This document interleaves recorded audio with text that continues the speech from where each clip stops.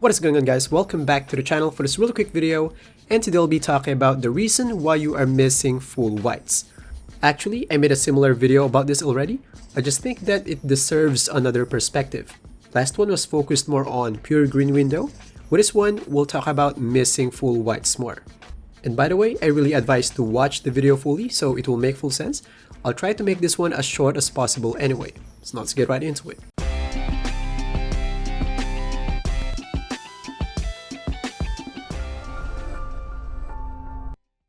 I'll make this one really straight to the point. The reason why you're missing full whites is because full whites doesn't necessarily mean that you timed your shot perfectly, or it doesn't mean that you timed it inside the green window. And this usually happens on challenge shots. For those of you who don't know, the moment a defender closes out on you, your green window shrinks by a lot.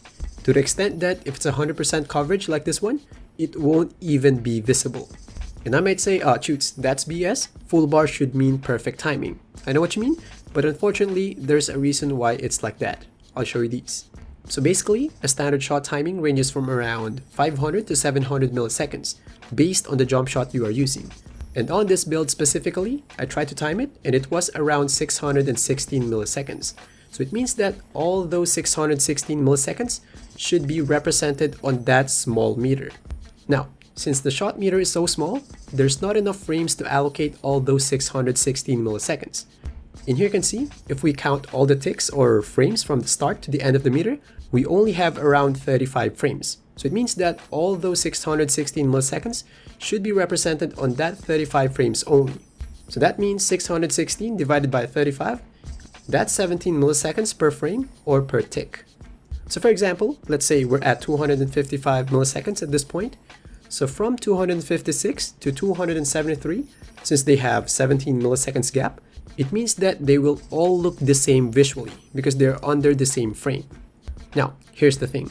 If we apply that principle at the final frame, it's going to be a problem. So let's say you're already at 600 milliseconds at this point, and the green window is at 612 to 616 milliseconds. It's really small because it shrinked. Since you're at the final frame, from 601 to 616, they will all look the same.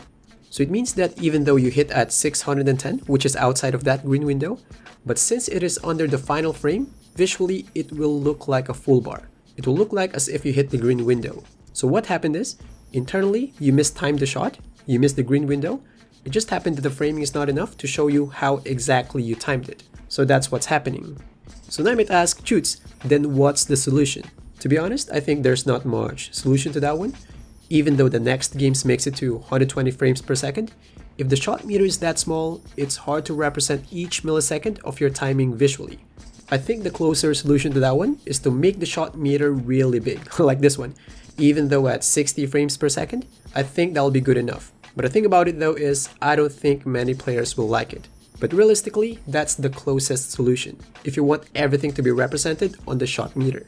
So that's all for this one. Please leave any feedback or any recommendation for a topic. Thanks for watching, and I'll see you guys in the next one. Peace.